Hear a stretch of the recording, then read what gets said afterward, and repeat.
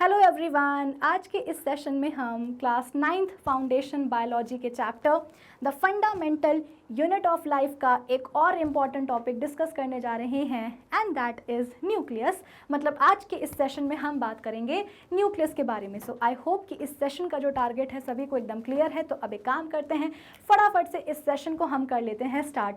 So this is Vibhuti Khare, welcome back to Magnet Brains IIT JEE NEET channel, जहां पर आपको सभी चैप्टर्स के वीडियो लेक्चर्स मिलते हैं बिल्कुल फ्री ऑफ कॉस्ट। यानी कि मैग्नेट ब्रेन्स में आपको 2 चैप्टर्स पढ़ने के बाद किसी भी तरह का पेमेंट करने की या पैकेज परचेज करने की रिक्वायरमेंट बिल्कुल भी नहीं है, क्योंकि मैग्नेट ब्रेन्स आप सभी तक पहुंचा रहा है क्वालिटी एजुकेशन बिल्कुल फ्री ऑफ कॉस्ट। तो इसी अच्छी बात से हम स्टार्ट कर लेते हैं आज का हमारा ये सेशन, जहां हम बात करेंगे न्यूक्लियस के बारे में। ओके, तो आज के इस सेशन की कहानी हम शुरू करते हैं और बात करते हैं न्यूक्लियस की। देखो, ऐसा है कि जब हम बात करते हैं न्यूक्लियस की, तो आपको क्या लगता है कि एक वेल डिफाइंड न्यूक्लियस आपको कहाँ देखने को मिलेगा? मेरा सवाल आपको समझ में आया? मैंने बस आपसे इतना पूछा है कि ज़रा मुझे ये बता दो कि एक वेल डिफाइंड न्यूक्लियस आपको कहाँ देखने को मिलेगा? देखो, ऐसा है कि अगर आपको याद हो तो हमने प्रीवियस सेशंस में 2 तरह के सेल्स पढ़े हैं, है ना? प्रीवियस सेशंस में हमने 2 तरह के सेल्स पढ़े हैं। एक होता है प्रोकैरियोटिक सेल और एक होता है यूकैरियोटिक सेल, है ना? प्रीवियस सेशंस में हमने 2 तरह के सेल्स पढ़ लिए हैं। प्रीवियस सेशन में हमने 2 तरह के सेल्स डिस्कस कर लिए हैं। एक होता है प्रोकैरियोटिक सेल और एक होता है यूकैरियोटिक सेल। और जब हम बात करते हैं एक यूकैरियोटिक सेल की, तो उस यूकैरियोटिक सेल में ही आपको एक वेल डिफाइंड न्यूक्लियस देखने को मिलता है। और ये बात तो हम पहले भी डिस्कस कर चुके हैं अपने प्रीवियस सेशन में, लेकिन ये बात इतनी इम्पॉर्टेंट है कि आज के इस सेशन में हमने इस बात को रिवाइज कर लिया।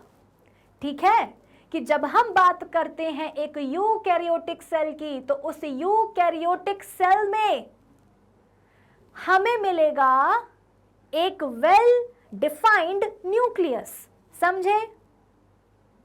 तो मान के चलो कि आपके पास एक यूकैरियोटिक सेल आ गया है। मानने में क्या जाता है कि आपके पास एक यूकैरियोटिक सेल आ गया है। तो उस यूकैरियोटिक सेल में आपको क्या देखने को मिलेगा? अरे भाई, आपके पास एक यूकैरियोटिक सेल आ गया है, तो उस यूकैरियोटिक सेल में आपको क्या देखने को मिलेगा? तो भाई, उस यूकैरियोटिक सेल में आपको वेल डिफाइंड न्यूक्लियस देखने को मिलेगा। समझे कि जो सेल आपके पास आया है वो यूकैरियोटिक है, तो उस यूकैरियोटिक सेल में आपको एक वेल डिफाइंड न्यूक्लियस देखने को मिलेगा। भैया, बहुत इंपॉर्टेंट पॉइंट है ये, इसको भूलना नहीं है। तो यार, अगर ये पॉइंट इतना ही इंपॉर्टेंट है तो क्यों ना इसको लिख लिया जाए? क्या बोलते हो तुम लोग? हैं? देखो, ऐसा है कि अपनी पढ़ाई तो बिना लिखे तो होती नहीं है। चलो लिख लेते हैं। क्या लिखें? कि वेल डिफाइंड न्यूक्लियस, एक वेल डिफाइंड न्यूक्लियस पाया जाता है। एक वेल डिफाइंड न्यूक्लियस पाया जाता है, प्रेजेंट होता है कहां? तो यूकैरियोटिक सेल में। कहां? यूकैरियोटिक सेल में। समझे?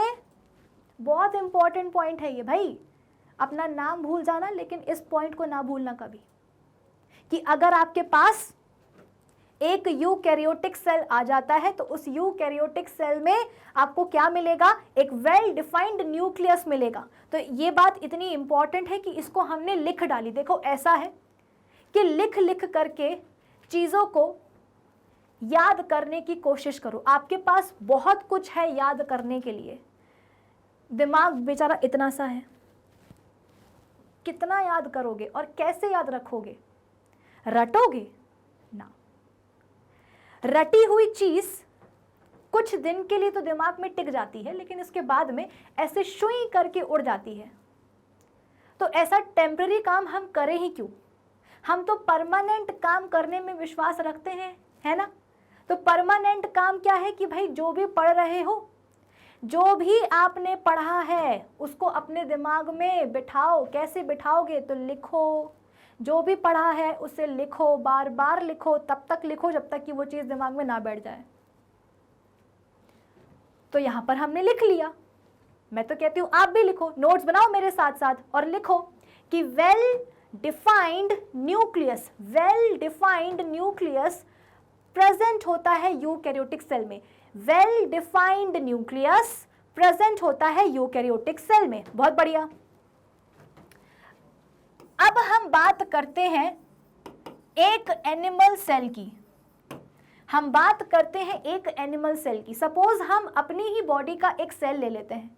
मैम, आप मुझसे बोलोगे कि मैम आपने तो बोला हम बात करते हैं अब एक एनिमल सेल की। आप मुझसे बोलोगे कि मैम आपने तो बोला कि चलो बात करते हैं एक एनिमल सेल की, फिर आपने बोला कि एक काम करते हैं हम अपनी ही बॉडी की एक सेल को उठा लेते हैं। ये क्या मतलब हुआ? अरे इंसान भी एक जानवर ही है, इंसान भी एक जानवर ही है। ऐसा नहीं है कि मैं इंसानी हरकतों को देख करके बोल रही हूँ कि भाई इंसान भी एक जानवर ही है। ना ना, सच में इंसान एक जानवर ही है। क्यों? जितने भी इंसान है ना, मैं आप हम सब के सब इंसान एनिमल किंगडम में ही आते हैं। कहाँ आते हैं? एनिमल किंगडम में ही आते हैं। जब हम बात करेंगे एनिमल किंगडम की, खैर एनिमल किंगडम को डिस्कस करने में तो अभी काफ़ी टाइम है, क्योंकि सेल के बाद हमको टिश्यूज़ पढ़ना है, टिश्यूज़ के बाद हम पढ़ेंगे क्या, अलग अलग किंगडम के बारे में, और आखिरी में हम पढ़ेंगे एनिमल किंगडम। तो कुल मिलाकर के एनिमल किंगडम को पढ़ने में तो हमें अभी थोड़ा समय लगेगा, लेकिन मैं आपको बता देना चाहती हूँ कि जब हम बात करेंगे एनिमल किंगडम की, तो एनिमल किंगडम में आपको पता चलेगा कि भाई सारे इंसान एनिमल किंगडम में ही आते हैं। इनफैक्ट अगर मैं आपसे बोलूँ कि आप और आपके घर में आपको डराने वाली छिपकली दोनों ही एनिमल किंगडम में आते हैं, तो आप बोलोगे कि हाय मैम क्या कह दिया? वो छिपकली जो हमें डरा देती है, हाँ वही छिपकली और आप दोनों एक ही ग्रुप को बिलोंग करते हो, एक ही किंगडम को बिलोंग करते हो। सुनने में पचाने में बहुत दिक्कत होती है, लेकिन ये बात तो सच है। आप बोलोगे कि मैम छिपकली से तो हमको बहुत डर लगता है। अरे आपको क्या, मुझे खुद को डर लगता है। छिपकली यहाँ होती है तो मैं वहाँ होती हूँ, समझे? लेकिन ये बात सच है, ये एक बात फैक्ट है कि छिपकली और हम सब एक ही ग्रुप को बिलोंग करते हैं, एनिमल किंगडम को बिलोंग करते हैं। आगे बात हम करेंगे। कुल मिलाकर के अभी ये सुनो, जब हम बात करते हैं एक एनिमल सेल की, जब हम बात करते हैं एक एनिमल सेल की, सपोज हमने अपनी ही बॉडी का एक सेल उठा लिया है, तो उस सेल, अच्छा हमारा सेल कौन सा होगा, प्रोकैरियोटिक या यूकैरियोटिक? यूकैरियोटिक, है ना? जितने भी सेल्स हैं वो सारे कैसे हैं, यूकैरियोटिक सेल ही हैं। तो सपोज हमने अपनी बॉडी का एक सेल उठाया है जो कि क्या है, यूकैरियोटिक सेल है, और वो एक एनिमल सेल है। तो आपको क्या लगता है कि उस एनिमल सेल में न्यूक्लियस आपको कहाँ देखने को मिलेगा? भाई एनिमल सेल में न्यूक्लियस तो होगा, क्योंकि वो क्या है, एक यूकैरियोटिक सेल है। और अभी अभी हमने लिखा है कि भाई वेल डिफाइंड न्यूक्लियस देखने को मिलता है यूकैरियोटिक सेल में। देख लिया ना? तो हमने अपनी बॉडी का एक सेल उठाया और बोला कि यही है क्या, एनिमल सेल। हमने अपनी बॉडी का एक सेल उठाया और बोला यही है एक एनिमल सेल, और ये एनिमल सेल कैसा है, यूकैरियोटिक सेल है। तो डेफिनेटली उसमें न्यूक्लियस तो होगा, लेकिन कहाँ होगा, पोजीशन पूछ रही हूं मैं। तो जी एनिमल सेल में जनरली न्यूक्लियस सेंट्रली लोकेटेड होता है। क्या होता है? Centrally located. वो कुछ बच्चे नहीं होते हैं, छोटे बच्चे होते हैं कि हम तो जो है सोएंगे तो मम्मी पापा के बीच में ही जो है ना ऐसे ठस करके सोएंगे।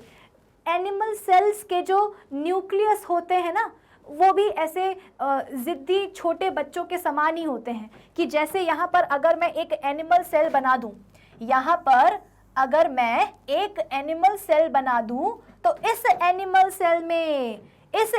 सेल में न्यूक्लियस आपको कहाँ मिलेगा? बिल्कुल बीचों बीच मिलेगा, सेल के बिल्कुल बीचों बीच। सेल के बिल्कुल बीचों बीच आपको न्यूक्लियस देखने को मिलेगा। इसीलिए यहाँ पर हम लिख सकते हैं कि एनिमल सेल में जनरली न्यूक्लियस सेंट्रली लोकेटेड होता है। कैसा होता है? Centrally located. लिखो, हर बात को लिखो कि एनिमल सेल में जनरली या ऐसे लिख लो, एनिमल सेल्स में जनरली न्यूक्लियस सेंट्रली लोकेटेड होता है, सेल के बिल्कुल बीचों बीच जो है ऐसे पाया जाता है। ठीक है, लेकिन जब हम बात करते हैं किसकी? प्लांट सेल्स की, तो यार जो प्लांट सेल्स है ना उनके साथ एक ट्रेजेडी हो जाती है। क्या? जैसे कि ये एक प्लांट सेल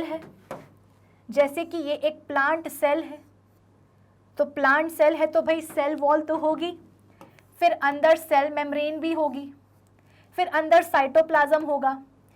और ऐसा नहीं है कि न्यूक्लियस नहीं होगा, लेकिन बीच में ना एक बड़ा सा क्या बोलेंगे, एक ना मोटू सा वैक्यूल आ जाता है। ये प्लांट सेल है, ये बाहर वाली सेल वॉल है, अंदर वाली सेल मेम्ब्रेन है, और ये जो बीच में आपको नजर आ रहा है, आपको लगेगा कि अरे मैम आपने तो न्यूक्लियस बना दिया, वो भी इतना बड़ा। ना ना ना, ये न्यूक्लियस नहीं है, ये एक मोटा सा वैक्यूल है, वैक्यूल। और क्योंकि ये वैक्यूल सेल के बिल्कुल बीचों बीच पाया जा रहा है, इसीलिए इसको हम बोलते हैं सेंट्रल वैक्यूल। क्या बोलते हैं?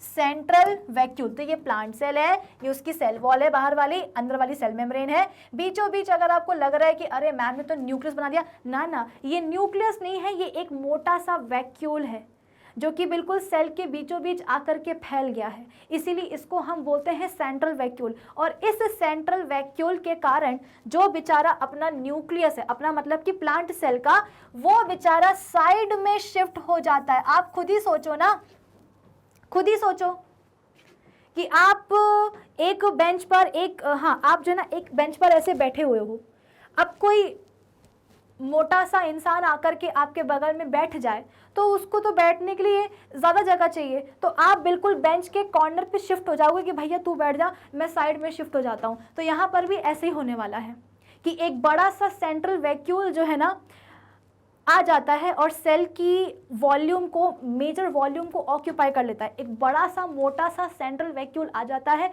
जो कि सेल की मैक्सिमम वॉल्यूम को ऑक्यूपाई कर लेता है, जिसके कारण जो न्यूक्लियस है ना वो बेचारा साइड में पुश हो जाता है। बेचारा देखो कोंटे पे बैठा हुआ है ऐसे उदास होकर के। तो लिखो कि प्लांट सेल्स में न्यूक्लियस जो है, न्यूक्लियस इज पुश्ड। न्यूक्लियस अपनी मर्जी से नहीं गया है भाई, न्यूक्लियस को तो सेल के बीचों बीच ठुस के बैठने का मन होता है। अब वो तो मोटिल्ला, वो सेंट्रल वैक्यूल आ गया तो उसको साइड में शिफ्ट होना पड़ा। So in plant cells nucleus is pushed towards the periphery. समझे? कहां? Towards the periphery. ठीक, अब देखो ऐसा है, जब हम बात करते हैं न्यूक्लियस की, तो न्यूक्लियस को सराउंड करने के लिए अरे कितना गंदा लिखा है। न्यूक्लियस को सराउंड करने के लिए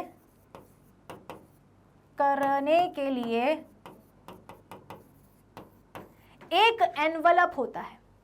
देखो, हमने सेल वॉल और सेल मेम्ब्रेन पढ़ ली है ना, कितने अच्छे से मैंने आपको सेल मेम्ब्रेन पढ़ाई है। हमने देखा कि जब हम बात करते हैं एनिमल सेल की, या छोड़ो एनिमल सेल छोड़ो, जब हमने देखा सेल्स के बारे में, जब हमने बात करी थी, तो भाई सेल्स को सराउंड करने के लिए चाहे जो भी सेल हो, एक्स वाई जेड ऊपर नीचे वाला, चाहे जो भी सेल हो, मतलब कि चाहे बैक्टीरियल सेल हो, चाहे प्लांट सेल हो, चाहे एनिमल सेल हो, चाहे फंगल सेल हो, चाहे अलगल सेल हो, चाहे कोई भी सेल हो, सेल को सराउंड करने के लिए सेल मेम्ब्रेन होती कि नहीं होती, प्लाज्मा मेम्ब्रेन होती कि नहीं होती, तो चाहे जो भी सेल हो, सेल को सराउंड करने के लिए प्लाज्मा मेम्ब्रेन होती कि नहीं होती। Plant cells, bacterial cells, fungal cells और algal cells, plant, bacterial, fungal और अलगल सेल्स में तो सेल मेम्ब्रेन के बाहर एक एडिशनल लेयर और होती है सेल को सराउंड करने के लिए। भाई जितने भी सेल्स हैं, एक्स वाई जेड ऊपर नीचे के सारे सेल्स को सराउंड करने के लिए सेल मेम्ब्रेन होती है, प्लाज्मा मेम्ब्रेन होती है। Plant cells, bacterial cells, fungal cells, algal cell, protist में, इन सभी के सेल्स में सेल मेम्ब्रेन के साथ साथ एक और लेयर होती है जो कि सेल को सराउंड करती है, and that layer is known as cell wall. क्या बोलते हैं? Cell wall. तो भाई सेल को तो सराउंड करने के लिए इतना कुछ है, तो क्या न्यूक्लियस को सराउंड करने के लिए कुछ नहीं होगा? क्या होगा? तो न्यूक्लियस को सराउंड करने के लिए है क्या? Nuclear envelope. क्या है? Nuclear envelope. Nuclear envelope. अब आप बोलोगे कि मैम इस न्यूक्लियर एनवलप को आपने एनवलप क्यों बोला, मेम्ब्रेन क्यों नहीं बोला? इसलिए नहीं बोला क्योंकि ये एनवलप बना होता है दो मेम्ब्रेन से। ये एनवलप बना होता है दो मेम्ब्रेन से, एक होती है आउटर मेम्ब्रेन और एक होती है इनर मेम्ब्रेन। अरे अरे अरे अरे, इनर मेम्ब्रेन। समझे? न्यूक्लियस को सराउंड करने के लिए होती है न्यूक्लियर एनवलप, और ये एनवलप बना होता है दो मेम्ब्रेन्स से, एक आउटर मेम्ब्रेन और एक इनर मेम्ब्रेन। इन दोनों ही मेम्ब्रेन्स के बीच में एक स्पेस होता है जिसे हम बोलते हैं पेरीन्यूक्लियर स्पेस। क्या बोलते हैं? Perinuclear space. दोनों ही आउटर और इनर मेम्ब्रेन्स के बीच में स्पेस होता है जिसे हम बोलते हैं पेरीन्यूक्लियर स्पेस। अब आप बोलोगे कि मैम ऐसे तो मजे नहीं आएगी, ड्रॉ करके बताओ तो ही हमको अच्छा लगेगा। चलो ठीक है, लो कर देती हूं मैं आप लोगों के लिए थोड़ी सी ड्राइंग। क्या जाता है? पतला बनाऊं? चलो, हाँ यहां देखो,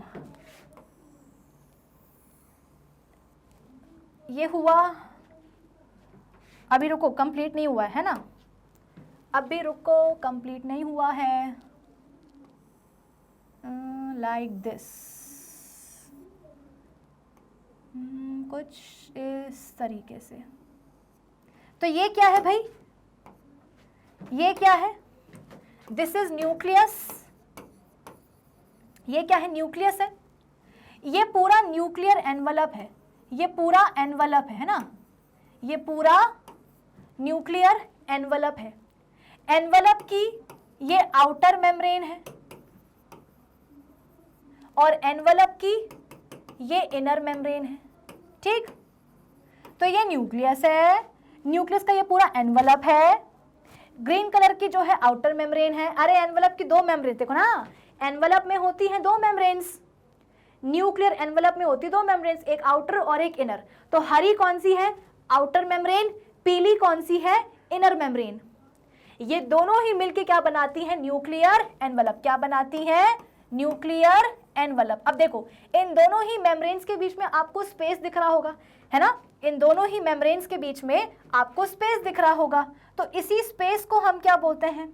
मैं एक काम करूं क्या, स्पेस को भी मैं थोड़ा सा हाईलाइट कर देती हूं। क्या बोलते हो तुम लोग? हैं, क्या बोलते हो तुम लोग? ये देखो, ये ठीक है। तो दोनों ही मेम्ब्रेन्स के बीच में जो स्पेस है, स्पेस, अरे यार कुछ मोटा हो गया ना, एक मिनट, थोड़ा पतला हो जाओ। हाँ, स्पेस बिटवीन टू मेम्ब्रेन्स, इसी को हम बोलते हैं क्या?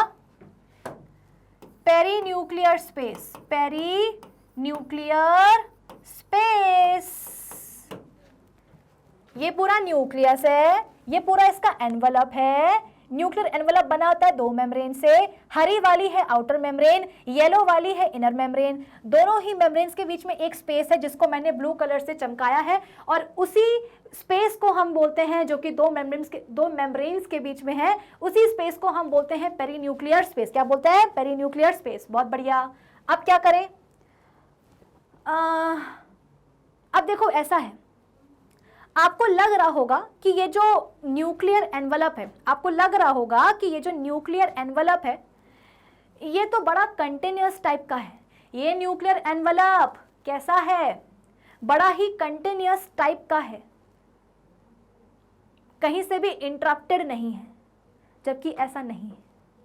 न्यूक्लियर एनवलप कंटिन्यूअस नहीं होता है, न्यूक्लियर एनवलप कंटिन्यूअस नहीं होता है, इंटरप्टेड होता है। आप बोलोगे कि मैम क्या बोल रही हो कि न्यूक्लियस एनवलप कंटिन्यूअस नहीं होता है, इंटरप्टेड होता है, क्या मतलब है? हिंदी में समझाओ। ठीक है, समझाती हूं।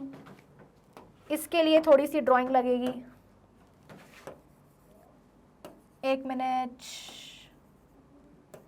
देखो, बीच बीच में होता ये है कि ये जो दोनों ही न्यूक्लियर मेम्ब्रेन्स है ना, न्यूक्लियर एनवलप में बीच बीच में कहीं कहीं ऐसा होता है कि एनवलप की जो दोनों मेम्ब्रेन्स हैं वो आपस में फ्यूज हो जाती हैं। देखो, वैसे तो इन दोनों ही मेम्ब्रेन्स के बीच में स्पेस है, दिख रहा होगा आपको, और इसी को हम बोलते हैं क्या? Perinuclear space. लेकिन कुछ कुछ जगहों पर न्यूक्लियर एनवलप में ये दोनों ही मेम्ब्रेन्स चिपक जाती हैं, ये दोनों ही मेम्ब्रेन्स कुछ कुछ जगहों पर न्यूक्लियर एनवलप में फ्यूज हो जाती हैं, और उन जगहों पर देखो क्या होता है। देखो, जैसे कि ये एक जगह है, यहां पर क्या हुआ? दोनों मेम्ब्रेन्स ऐसी फ्यूज हो गई। ये एक जगह है जहां पर दोनों मेम्ब्रेन्स ऐसी फ्यूज हो गई, यहां पर भी देखो ऐसी फ्यूज हो गई, यहां पर भी फ्यूज, यहां पर भी, यहां पर भी, यहां पर भी, यहां पर भी, यहां पर भी, यहां पर भी, यहां पर भी, और कहाँ? यहाँ पर भी, और यहाँ भी, यहाँ भी, और यहाँ भी। तो देखो, कुछ कुछ जगहों पे क्या हुआ? जो न्यूक्लियर एनवलप की मेम्ब्रेन्स है, कुछ कुछ जगहों पर न्यूक्लियर एनवलप की जो मेम्ब्रेन्स हैं वो आपस में फ्यूज हो गई हैं, और जब ये फ्यूज हो जाती हैं तो यहाँ पर कुछ पोर्स बन जाते हैं, और इन्हीं पोर्स को हम क्या बोलते हैं? न्यूक्लियर पोर्स बोलते हैं। क्या बोलते हैं? Nuclear pores. तो न्यूक्लियर एनवलप में कुछ कुछ जगहों पर न्यूक्लियर मेम्ब्रेन्स फ्यूज हो जाती हैं। न्यूक्लियर एनवलप में कुछ कुछ जगहों पर न्यूक्लियर मेम्ब्रेन्स फ्यूज हो जाती हैं, तो उन जगहों पर कुछ पोर्स बन जाते हैं जिन्हें हम बोलते हैं न्यूक्लियर पोर्स। ठीक है, अब आप बोलोगे कि मैम न्यूक्लियर पोर्स बन ही क्यों रहे हैं? देखो, ये बात सच है कि जो न्यूक्लियर एनवलप है ना, ये बात सच है कि न्यूक्लियर एनवलप क्या करती है? Nuclear envelope separates the content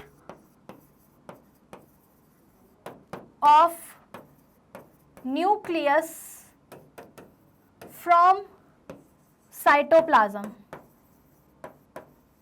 है ना? ये बात सच है कि जो न्यूक्लियर एनवलप है, न्यूक्लियस की जो न्यूक्लियर एनवलप है, वो न्यूक्लियस के कंटेंट को साइटोप्लाज्म से सेपरेटेड रखती है। न्यूक्लियर एनवलप न्यूक्लियस के कंटेंट को साइटोप्लाज्म से अलग रखती है, ये बात सही है।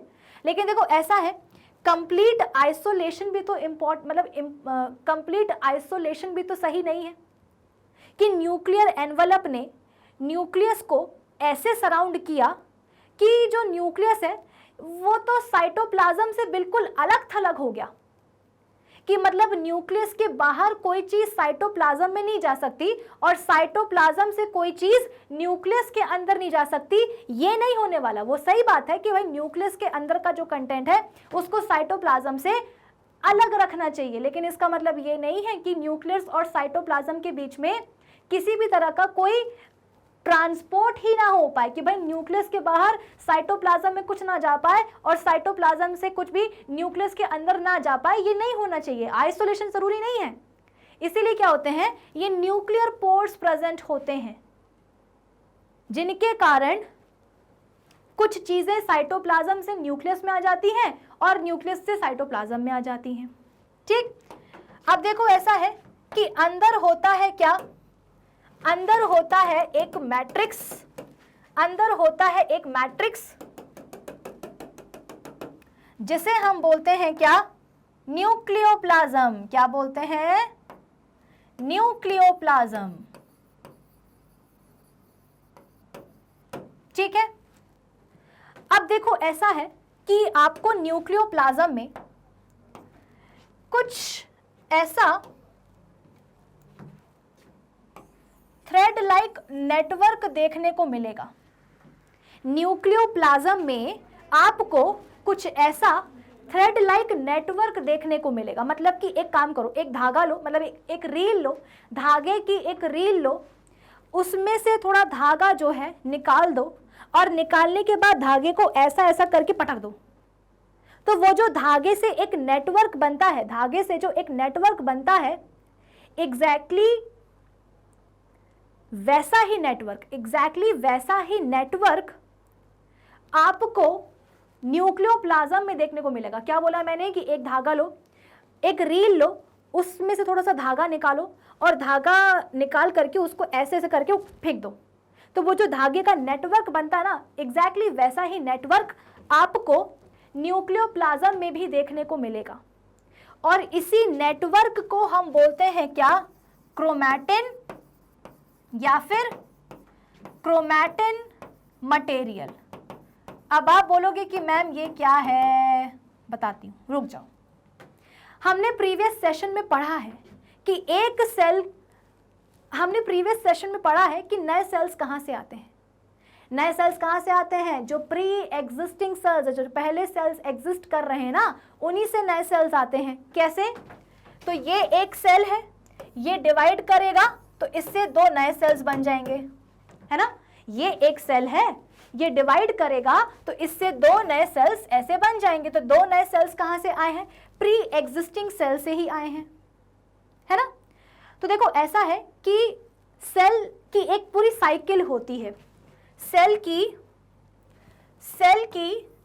एक साइकिल होती है, और उस साइकिल को हम ब्रॉडली दो फेजेस में जो है या दो पार्ट्स में जो है डिवाइड कर सकते हैं। भाई सेल की एक साइकिल होती है और उस साइकिल को हम दो पार्ट्स में डिवाइड कर सकते हैं। एक पार्ट में क्या होता है, डिवीजन होता है। डिवीजन मतलब यही वाला, भाई सेल को नए सेल्स बनाने हैं ना, एक सेल है उसको दो नए सेल्स बनाने, तो वो क्या करेगा, वो डिवाइड करेगा। तो इस सेल की एक साइकिल होती है, इस सेल की एक साइकिल होती है और उस साइकिल को हम दो पार्ट्स में डिवाइड कर सकते हैं। एक पार्ट में क्या होगा, डिवीजन, और दूसरे पार्ट में क्या होता है, डिवीजन की तैयारी।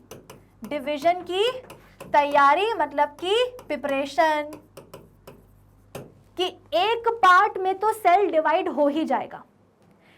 सेल की एक साइकिल है, उस साइकिल को हम दो हिस्सों में डिवाइड कर देते हैं। एक हिस्से में क्या होने वाला है, सेल डिवाइड करने की तैयारी करेगा। एक हिस्से में सेल साइकिल के एक हिस्से में, सेल साइकिल के एक हिस्से में सेल जो है डिवाइड करने की तैयारी करेगा और दूसरे हिस्से में भी वो डिवीजन शो करेगा। समझे। तो सेल साइकिल का वो वाला पार्ट, वो वाला हिस्सा जिसमें सेल डिवाइड नहीं कर रहा है, डिवीजन की तैयारी कर रहा है, उस समय आपको उस सेल में न्यूक्लियोप्लाज्म में, न्यूक्लियस के न्यूक्लियोप्लाज्म में आपको ऐसा नेटवर्क नजर आएगा। मेरी बात को ध्यान से सुनो, ये एक सेल है, इसको बनाने हैं दो और नए सेल्स। कैसे, तो ये सेल जो है डिवाइड करेगा और डिवाइड करके दो नए सेल्स बनाएगा। अरे ये सेल डिवाइड करेगा और डिवाइड करके दो नए सेल्स बना लेगा। समझ, सेल को नए सेल्स पैदा करने हैं। कैसे, तो ये सेल डिवाइड कर जाएगा, ये सेल डिवाइड कर जाएगा और दो नए सेल्स बना लेगा। समझे। तो बेसिकली सेल की एक साइकिल होती है जिसको हम दो हिस्सों में तोड़ देते हैं। सेल की एक साइकिल होती है जिसको हम दो हिस्सों में बांट देते हैं। एक हिस्से में क्या होता है, सेल डिवीजन की तैयारी करता है, सेल डिवीजन की तैयारी करता है, प्रिपरेशंस करता है। और दूसरे हिस्से में क्या होता है भाई, सेल साइकिल के दो हिस्से, एक हिस्से में सेल डिवीजन की तैयारी कर रहा है और दूसरे हिस्से में सेल डिवाइड कर जाता है, सेल डिवाइड होने लगता है। तो जिस हिस्से में सेल साइकिल के जिस हिस्से में, जिस पार्ट में सेल डिवाइड नहीं कर रहा है बल्कि सेल डिवीजन की तैयारी कर रहा है, उस समय उस पार्ट में, है ना, उस पार्ट में ये दो पार्ट्स हैं, ये दो पार्ट्स हैं। तो वो वाला पार्ट जिसमें सेल डिवाइड, वो सेल साइकिल का वो वाला फेज, सेल साइकिल का वो वाला पार्ट जिसमें कि सेल डिवाइड नहीं कर रहा है बल्कि डिवीजन की तैयारियां कर रहा है, उस पार्ट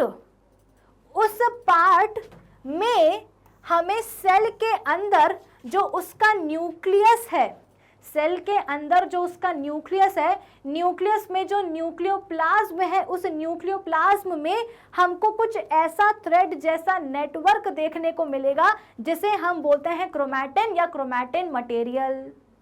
अब आप बोलोगे कि मैम चलो ठीक है, हमें समझ में आ गया कि भाई सेल की साइकिल होती है, एक साइकिल के दो हिस्से होते हैं, एक हिस्से में सेल डिवाइड करता है, दूसरे हिस्से में सेल जो है डिवीजन की तैयारी करता है। तो वो दूसरा हिस्सा जिसमें कि सेल डिवीजन की तैयारी कर रहा है, डिवाइड नहीं कर रहा है, डिवीजन की तैयारी कर रहा है, उस समय सेल के न्यूक्लियस के न्यूक्लियोप्लाज्म में हमको ये थ्रेड जैसा नेटवर्क दिखाई देता है जिसको हम क्रोमैटिन बोलते हैं। चलो ठीक है, मान लिया हमने कि उस हिस्से में, सेल साइकिल के उस हिस्से में जब सेल जो है डिवाइड नहीं कर रहा है, केवल डिवीजन की तैयारी कर रहा है, उस समय हमें सेल के न्यूक्लियस के न्यूक्लियोप्लाज्म में क्रोमैटिन दिख रहा है। लेकिन दद्दा ये क्रोमैटिन है क्या? ये एक्चुअली डीएनए होता है ना, डीएनए जेनेटिक मटेरियल। कैसा होता है डीएनए? मैं बताती हूं आपको, देखो डीएनए ऐसे होता है, डीएनए ऐसे होता है, हमारा डीएनए ऐसे होता है। ये तो कुछ ज्यादा ही भयंकर बना दिया है। अरे एक मिनट, हाँ, डीएनए कुछ ऐसा होता है, हेलिकल स्ट्रक्चर बनाता है ना। दो बेसिकली देखो, दो चोटी, आज मैंने चोटी नहीं बनी वरना मैं तुम लोग को बताती। जैसे कि दो चोटियां हैं, है ना, ये एक चोटी है और ये दूसरी चोटी है, ये एक स्ट्रैंड है, ये दूसरा स्ट्रैंड है। ये दोनों ही स्ट्रैंड्स आपस में ऐसे ऐसे ऐसे लिपटे रहते हैं।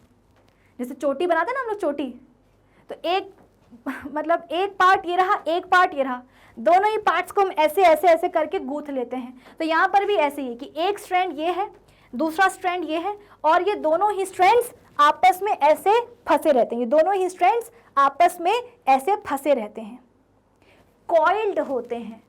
और कॉइल्ड होके क्या बनाते हैं? डीएनए बनाते हैं। ये क्या है बेटा? डीएनए है। और आपको पता है कि ह्यूमन बॉडी के एक सेल में, सेल के न्यूक्लियस में 2.2 मीटर्स लॉन्ग डीएनए होता है। Can you imagine that?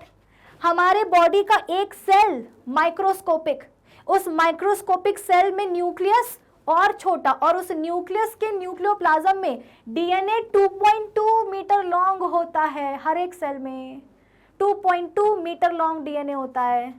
एक बात बताओ, अगर आपका बेड इतना सा है और आप इतने लंबे हो तो आप क्या करोगे? ऐसे सिकुड़ के सो जाओगे। आपका बेड इतना है और आप इतने हो तो आप क्या करोगे? ऐसे सिकुड़ के सो जाओगे। डीएनए की भी यही कहानी है कि भाई अगर मैं एक सेल की बात करूं, अगर मैं एक ह्यूमन सेल की बात करूं, तो ह्यूमन सेल के डीएनए में, सॉरी ह्यूमन सेल के न्यूक्लियस में, ह्यूमन सेल के न्यूक्लियस में 2.2 मीटर लॉन्ग डीएनए है। अरे ह्यूमन बीइंग के एक सेल के न्यूक्लियस में 2.2 मीटर लॉन्ग डीएनए है।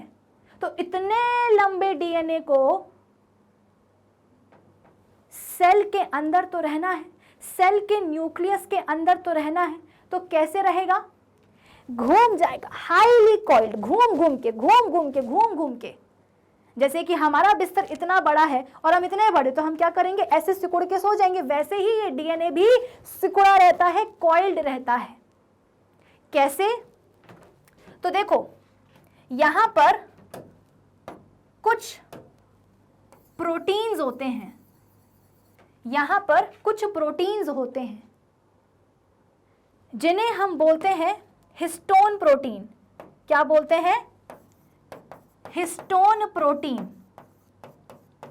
तो इस हिस्टोन प्रोटीन के ऊपर डीएनए क्या होता है ना, जाकर के ऐसे रैप हो जाता है। इसी हिस्टोन प्रोटीन के ऊपर जो डीएनए है ऐसे जाकर के रैप हो जाता है, क्योंकि डीएनए को तो किसी भी तरीके से सिकुड़ना है, कॉइल होना है, तभी जो 2.2 मीटर लॉन्ग डीएनए है वो ह्यूमन सेल के न्यूक्लियस में जो है रह पाएगा। ऐसा नहीं कि केवल एक ही हिस्टोन प्रोटीन होता है, बहुत सारे प्रोटीन्स होते हैं, ऐसे बहुत सारे प्रोटीन्स होते हैं। और इन सभी प्रोटीन मॉलिक्यूल्स के ऊपर जो डीएनए है वो जा करके ऐसे कॉइल हो जाता है, रैप हो जाता है। तो ये देखो एक मोतियों की माला बन गई है ना, ये मोतियों की माला बन गई है। ये जो हिस्टोन है ना जिसके ऊपर डीएनए रैप्ड है, इसको हम बोलते हैं न्यूक्लियोसोम। क्या बोलते हैं? न्यूक्लियोसोम। न्यूक्लियोसोम मतलब क्या? DNA wrapped over histone. ठीक है, डीएनए रैप्ड ओवर हिस्टोन, उसी को हम बोलते हैं क्या? न्यूक्लियोसोम। तो ये एक मोती की माला आपको बनती हुई नजर आ रही कि नहीं आ रही? ये मोती की माला आप बनाते जाओ और बनाते जाओ, कोई दिक्कत की बात नहीं, जितना मन चाहे उतनी लंबी बनाओ और बनाओ और बनाओ। ठीक है, कुछ इस तरीके से। ये सब क्या है? ये सब मोती मोती जो आपको दिख रहे हैं ये सारे हिस्टोन प्रोटीन्स हैं और इनके ऊपर डीएनए क्या हो रहा है? डीएनए रैप हो रहा है। तो ये जो पूरा मोती की माला बनती जा रही है, इसी मोती की माला को इकट्ठा कर दो थोड़ा सा, तो क्या बन जाएगा? क्रोमैटिन बन जाएगा। क्या बन जाएगा? क्रोमैटिन। तो क्रोमैटिन क्या है? क्रोमैटिन क्या है? DNA and histone proteins. और भी कुछ अलग अलग प्रोटीन्स होते हैं, अकेले वही नहीं है ना, plus other proteins, plus other proteins. समझे? तो ये जो मोतियों की माला बन रही है ना, जिसमें मोती क्या है? हिस्टोन प्रोटीन्स हैं, जिसके ऊपर डीएनए जो है रैप हो रहा है। तो इस पूरी मोती की माला को ही हम क्या बोलते हैं? क्रोमैटिन या क्रोमैटिन मटेरियल, जिसमें कि डीएनए होता है, हिस्टोन प्रोटीन्स होते हैं, इसके अलावा कुछ और दूसरे प्रोटीन्स भी होते हैं। देखो कितना गंदा लिखा है यहाँ पे मैंने, है गंद मचा दी बिल्कुल ही। अदर प्रोटीन्स भी होते हैं। ठीक है, अब आप बोलोगे कि मैम चलो ठीक है, हमने मान लिया कि जिस समय सेल डिवाइड नहीं कर रहा होता है, जब वो अपने नॉन डिवाइडिंग स्टेज में होता है, जब वो केवल डिवीजन की तैयारियां कर रहा होता है, उस समय हमें सेल के न्यूक्लियस के न्यूक्लियोप्लाज्म में ऐसा क्रोमैटिन नजर आएगा। लेकिन जब सेल डिवाइड कर रहा होता है तो क्या होता है? जब सेल डिवाइड कर रहा होता है तो उस फेज में हमको क्या दिखता है? तो उस फेज में आपको न्यूक्लियस के अंदर मिलेगा एक ऐसा हाईली कंडेंस्ड स्ट्रक्चर, एक ऐसा हाईली कंडेंस्ड स्ट्रक्चर जिसे हम बोलते हैं क्रोमोसोम। अब आप बोलोगे कि मैम ये तो क्या हो गया मसला? आपने बोला कि जिस समय सेल नहीं डिवाइड कर, जिस समय सेल अपने नॉन डिवाइडिंग स्टेज में है, बस डिवीजन की जो है तैयारियां कर रहा है, उस स्टेज में हमें सेल के न्यूक्लियस के न्यूक्लियोप्लाज्म में ऐसा क्रोमैटिन नजर आता है, ऐसी मोतियों की माला नजर आती है। लेकिन जब सेल डिवाइड कर रहा होता है, डिवीजन कर रहा होता है, तो उस समय हमें सेल के अंदर न्यूक्लियस में, न्यूक्लियस के न्यूक्लियोप्लाज्म में, ये क्या है? न्यूक्लियस है ना, ये क्या है? न्यूक्लियस है। तो सेल के न्यूक्लियस के न्यूक्लियोप्लाज्म में हमको एक ऐसा कंडेंस स्ट्रक्चर नजर आता है और इस कंडेंस स्ट्रक्चर को हम बोलते हैं क्रोमोसोम। मैम ये कैसे हो गया? अरे कुछ नहीं, जो मोतियों की माला हमने बनाई है ना, इसी माला को आप क्या करो और कंडेंस्ड कर दो, मोतियों की माला को और कंडेंस्ड कर दो, और कंडेंस्ड कर दो, और कंडेंस्ड कर दो, इकट्ठा कर दो, ऐसे इकट्ठा इकट्ठा इकट्ठा इकट्ठा। ये जो मोतियों की माला बनी है ना, इस माला को आप ऐसे इकट्ठा करते जाओ करते जाओ करते जाओ, हाईली कंडेंस्ड स्ट्रक्चर बन जाएगा एक, जिसे हम बोलते हैं क्या? क्रोमोसोम। तो ये क्या है?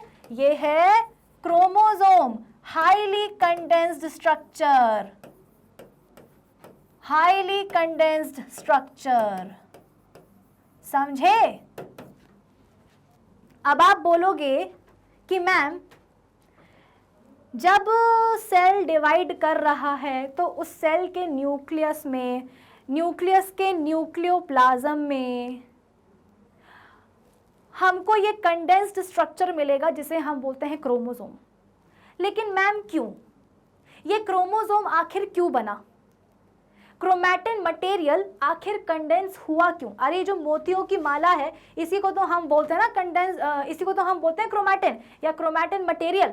तो इसी क्रोमैटिन या क्रोमैटिन मटेरियल को आप और कंडेंस कर जाओ, कर दो कर दो कर दो, इकट्ठा करते जाओ करते जाओ करते जाओ, अल्टीमेटली क्या होगा? एक ऐसा कंडेंस्ड स्ट्रक्चर बन के रेडी हो जाएगा जिसको हम बोलते हैं क्रोमोसोम। लेकिन मैम हमको ये तो समझ में आया ही नहीं कि जब सेल डिवाइड हो रहा है तो उस सेल के न्यूक्लियस में, न्यूक्लियोप्लाज्म में हमको ये क्रोमोसोम क्यों मिला? मैं बताती हूँ, सुनो। जैसे ये एक सेल है, जैसे ये एक सेल है ना, यहाँ तो दिखेगा नहीं, यहाँ बताती हूँ। जैसे ये एक सेल है, इसको डिवाइड होना है ताकि दो नए सेल्स बन जाएं। अरे जैसे ये सेल है ये वाला, इसको डिवाइड होना है ताकि दो नए सेल्स बन जाए। बिल्कुल सही बात है। तो यार इस सेल के अंदर तो क्या है? न्यूक्लियस के अंदर डीएनए है ना? ये सेल है, ये इसका न्यूक्लियस है और न्यूक्लियस के अंदर देखो डीएनए है। अरे ये सेल है, सेल का ये न्यूक्लियस है, न्यूक्लियस के अंदर क्या है? डीएनए है, यानी कि जेनेटिक मटेरियल है। तो इस सेल की तो ठीक है, इस सेल की तो ठीक है कि भाई इसके पास जो है या इसको मैं ऐसे बनाती हूँ, रुक जाओ, इसको मैं ऐसे बनाती हूँ। ये सेल है और इसको टूटना है ताकि दो नए सेल्स बन जाएं। ये सेल का न्यूक्लियस है और न्यूक्लियस के अंदर देखो क्या है? इस सेल का क्रोमोसोम है, क्रोमोसोम है। तो इस सेल की तो कोई दिक्कत नहीं है। क्यों? क्योंकि इसका क्रोमोसोम इसके पास है, इसका क्रोमोसोम इसके पास है। क्रोमोसोम मतलब क्या? अरे यार क्रोमोसोम मतलब क्या? डीएनए और प्रोटीन ही तो, डीएनए और प्रोटीन ही तो। अरे देखो ना, ये जो मोतियों की माला बनी थी ये कैसे बनी थी? डीएनए था, मोतियों की माला, मोतियों की माला को ही हम क्या बोल रहे हैं? क्रोमैटिन या क्रोमैटिन मटेरियल। तो ये कैसे बना था? डीएनए था। डीएनए जो है हिस्टोन प्रोटीन्स के ऊपर कॉइल होता जाता है। अरे ये सारे नीले नीले क्या हैं? हिस्टोन प्रोटीन्स हैं।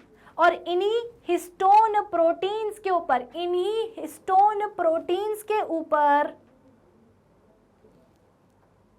जो डीएनए है वो जाकर के रैप होता जाता है। क्योंकि भाई डीएनए, एक ह्यूमन सेल के न्यूक्लियस में 2.2 मीटर लॉन्ग डीएनए है, तो उसको तो सिकुड़ के रहना पड़ेगा ना, उसको तो कॉइल्ड होकर रहना पड़ेगा। इसीलिए इतने सारे जो नीले कलर के हिस्टोन मॉलिक्यूल्स हैं, प्रोटीन, हिस्टोन प्रोटीन्स हैं, उन हिस्टोन प्रोटीन्स के ऊपर डीएनए क्या होता है? रैप हो जाता है। इन हिस्टोन प्रोटीन्स के ऊपर डीएनए आकर के रैप हो जाता है। तो ये जो मोतियों की माला बन रही है इसी को हम क्या बोलते हैं? क्रोमैटिन या क्रोमैटिन मटेरियल। अब इसी क्रोमैटिन या क्रोमैटिन मटेरियल को क्या करो? इकट्ठा कर दो। क्या लिखवाया था मैंने? क्रोमैटिन किसका बना होता है? डीएनए, हिस्टोन प्रोटीन्स और अदर प्रोटीन्स का। तो इसी क्रोमैटिन को आप इकट्ठा कर दो, तो इकट्ठा करके एक कंडेंस्ड स्ट्रक्चर बन जाएगा, उसी को तो हम बोलेंगे क्रोमोसोम। तो क्रोमोसोम में भी क्या है? डीएनए है और प्रोटीन है, सीधी सी बात है। तो ये सेल है जिसको डिवाइड करना है ताकि दो नए सेल्स बन जाए। इस सेल का न्यूक्लियस है, न्यूक्लियस में क्या है? क्रोमोसोम है। न्यूक्लियस में क्या है? क्रोमोसोम है। तो डेफिनेटली क्रोमोसोम में क्या होगा, डीएनए होगा, प्रोटीन्स होंगे, तो इस सेल की तो हो गई। लेकिन जब इस सेल को डिवाइड करना है इधर और इधर, जब इस सेल को डिवाइड करके दो नए सेल्स बनाने हैं, तो उन दो नए सेल्स के भी तो न्यूक्लियस में एक एक क्रोमोसोम आना चाहिए ना भाई। इस सेल के पास तो है इसका क्रोमोसोम, क्रोमोसोम में डीएनए है, प्रोटीन्स है, लेकिन ये सेल जब दो नए सेल्स में डिवाइड होगा तो दो नए सेल्स के न्यूक्लियस के पास भी तो डीएनए होना चाहिए ना, क्रोमोसोम होना चाहिए एक एक। कैसे आएगा, ऐसे समझो कि एक बाप है और उसके दो बच्चे हैं, एक बाप है और उसके दो बच्चे हैं, और बाप के पास केवल एक ही घर है। अब वो ये सोच रहा है कि यार मैं ये घर अपने कौन से बच्चे के नाम करूं, इसके नाम करूं या उसके नाम करूं।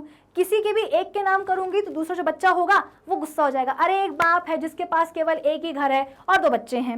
अब उसको समझ में नहीं आ रहा कि वो घर किस बच्चे के नाम पे करे, इसके या इसके। जिसके भी नाम पर नहीं होगा वो गुस्सा हो जाएगा, तो बाप ही डिसाइड करते हैं कि चलो यार छोड़ो, मैं ना एक और घर बनवा लेता हूं, मैं एक और घर बनवा लेता हूं, फिर एक एक घर दोनों ही बच्चों के नाम कर दूंगा। तो ये जो सेल है, सेल के अंदर न्यूक्लियस में जो क्रोमोसोम है, ये क्रोमोसोम भी यही करने वाला है।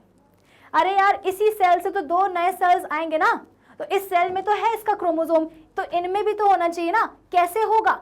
तो बाप क्या कर रहा है, बाप के पास एक घर है, वो एक और घर बनवा रहा है, टोटल दो घर हो जाएंगे, एक घर देगा एक बच्चे को, दूसरा घर देगा दूसरे बच्चे को। तो ये जो सेल है इसके अंदर का जो न्यूक्लियस है, न्यूक्लियस का जो क्रोमोसोम है, वो क्रोमोसोम भी क्या करने वाला है, वो क्रोमोसोम भी क्या करने वाला है, अपने आप को डबल करने वाला है।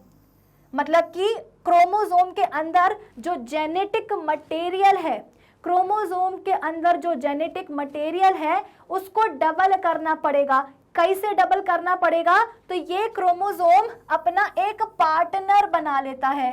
मैं इसी का एनलार्ज्ड व्यू आपको दिखा रही हूं कि भाई इस सेल से दो नए सेल्स बनने हैं, तो आधा जेनेटिक मटेरियल यहां आना चाहिए और आधा यहां आना चाहिए। इसीलिए ये सेल के न्यूक्लियस का जो क्रोमोसोम है ये क्या करेगा, अपना एक पार्टनर बना लेगा, पार्टनर बना लेगा, ठीक है।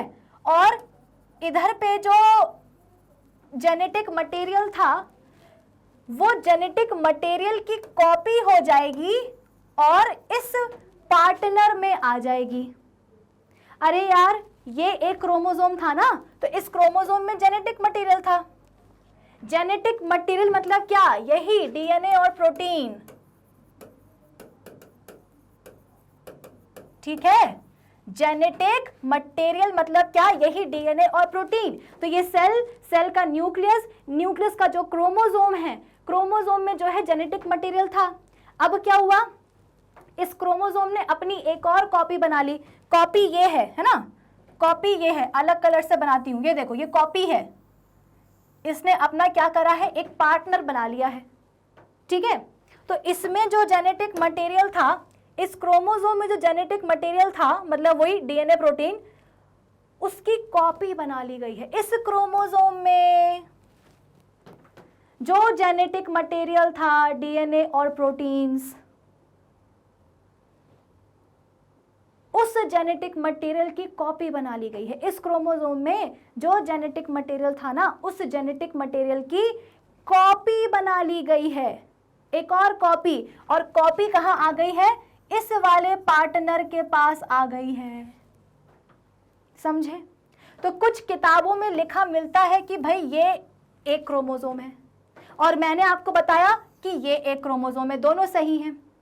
ये भी एक क्रोमोसोम है, ये भी एक क्रोमोसोम है। तो आप बोलोगे कि मैम ये कैसे पॉसिबल है कि ये भी क्रोमोसोम ये भी क्रोमोसोम। हाँ, ये भी एक है और ये भी एक ही क्रोमोसोम है। भाई ये तो कॉपी हुई ना, ये तो पार्टनर हुआ इसका।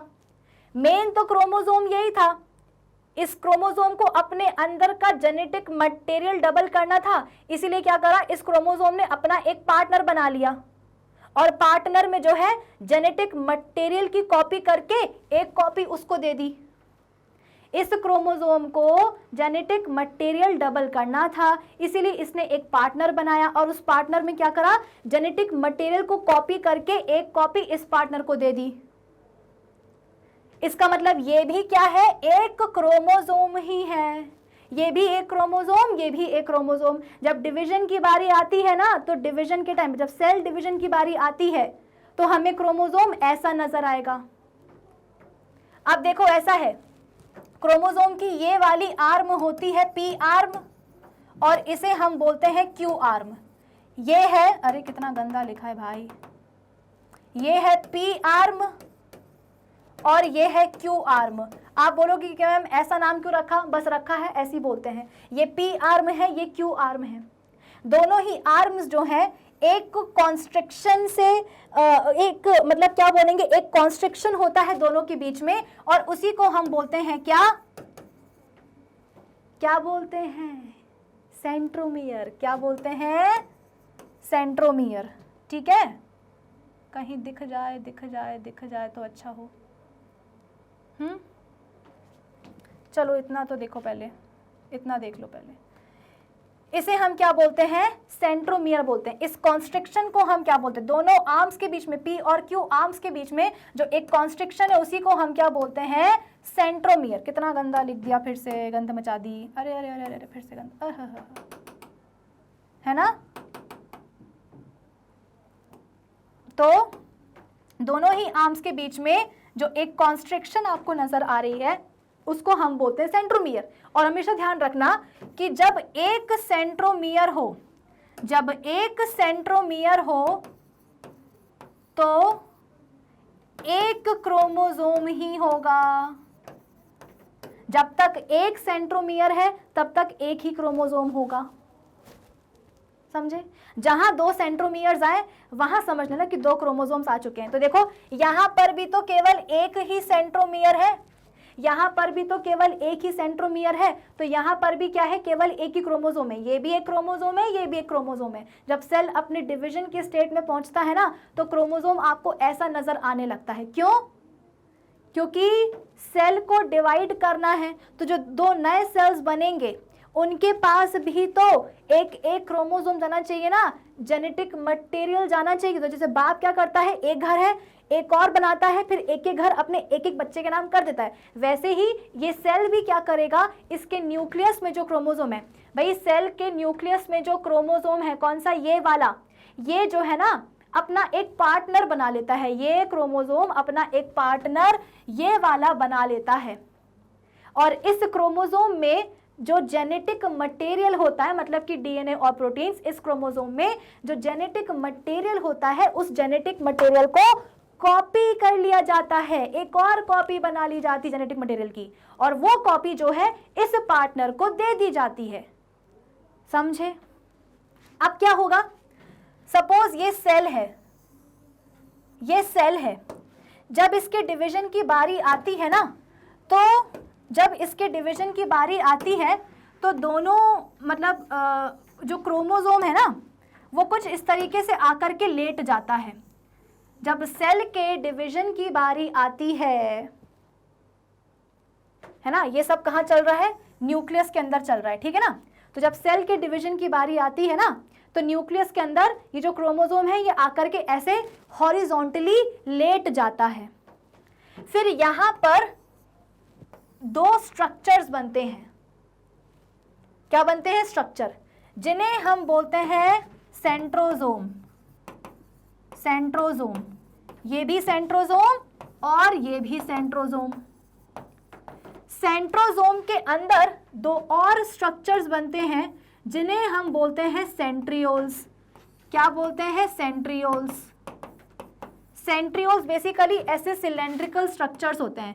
सेंट्रियोल्स बेसिकली ऐसे सिलेंड्रिकल स्ट्रक्चर्स होते हैं जो कि एक दूसरे के साथ 90 डिग्री के एंगल पर पड़े होते हैं।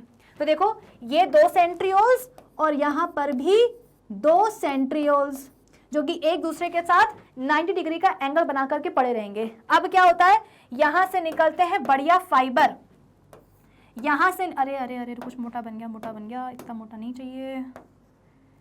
स्पिंडल फाइबर से निकलते हैं क्या, ओहो स्पिंडल फाइबर नहीं, जो सेंट्रियोल्स हैं यहां से निकलते हैं स्पिंडल फाइबर्स, सेंट्रियोल से निकलते हैं स्पिंडल फाइबर्स, ठीक है ना। ऐसे स्पिंडल फाइबर्स निकलते हैं। ये क्या है, पीले पीले स्पिंडल फाइबर्स हैं। और ये जो स्पिंडल फाइबर्स हैं, स्पिंडल फाइबर्स,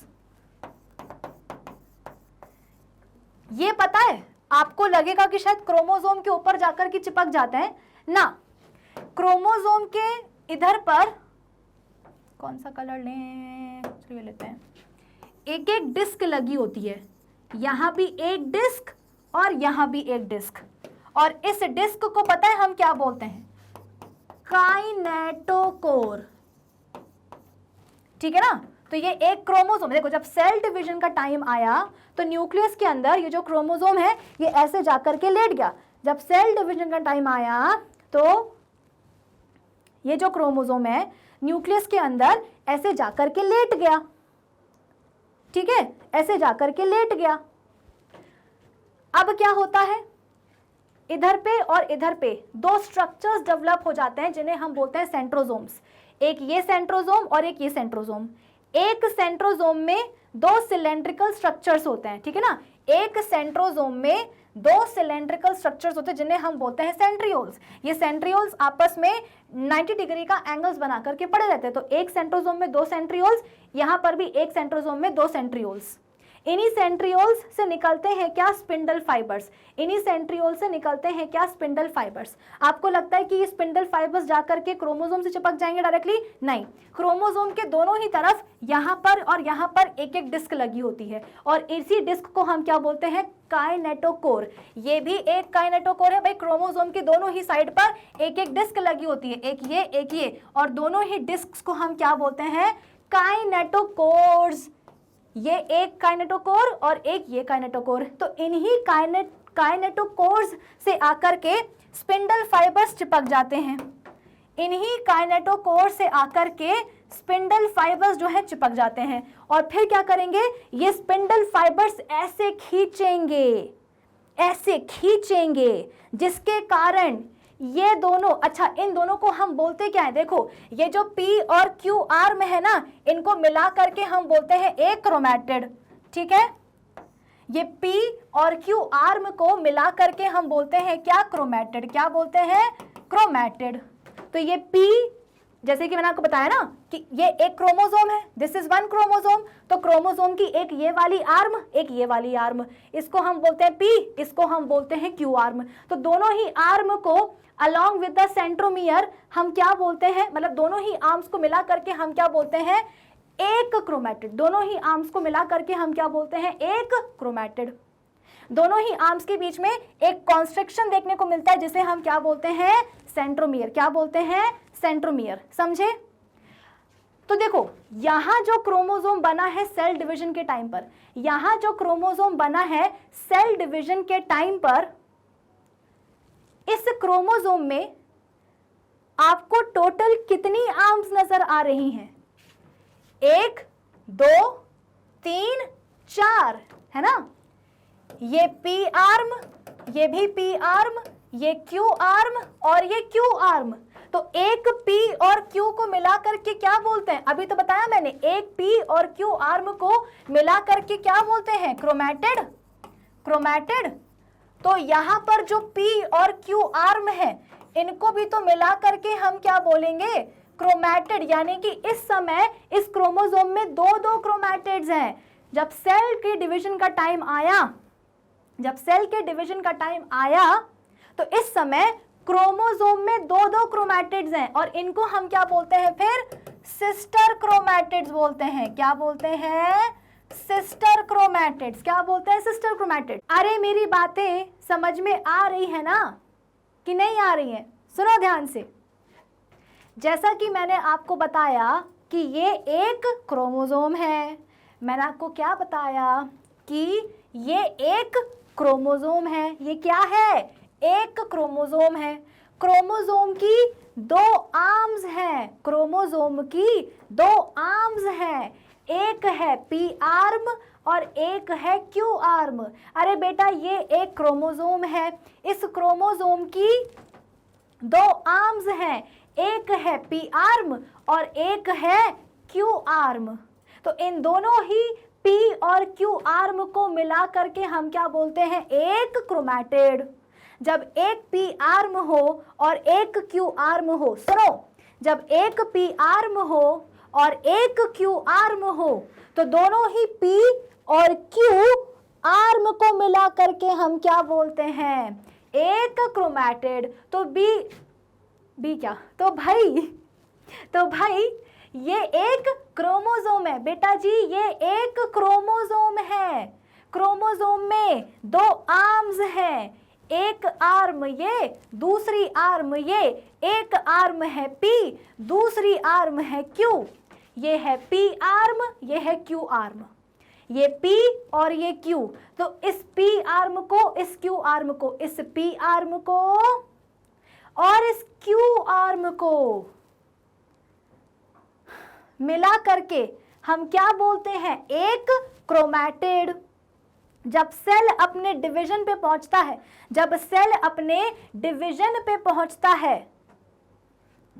तो देखो क्रोमोसोम क्या करता है, अरे जब सेल अपने डिवीजन पे पहुंचता है तो सेल के अंदर जो न्यूक्लियस है, न्यूक्लियस के अंदर न्यूक्लियोप्लाज्म में जो क्रोमोसोम है वो क्या करता है, अपना जो है पार्टनर बनाता है कि नहीं। बाप को बंटवारा करना है तो बाप क्या करेगा, दो घर बनाएगा, एक बच्चे के एक नाम का, मतलब एक बच्चे के घर एक बच्चे के नाम पर एक घर करेगा और दूसरे बच्चे के नाम पर दूसरा घर करेगा। तो यहाँ पर भी ऐसे ही कि भाई जब सेल को डिवीजन करना है तो जो सेल का जो न्यूक्लियस है, न्यूक्लियस के अंदर न्यूक्लियोप्लाज्म है, उसमें जो क्रोमोसोम है वो क्या करेगा, अपना एक पार्टनर बना लेगा। क्या करेगा, अपना एक पार्टनर बना लेगा।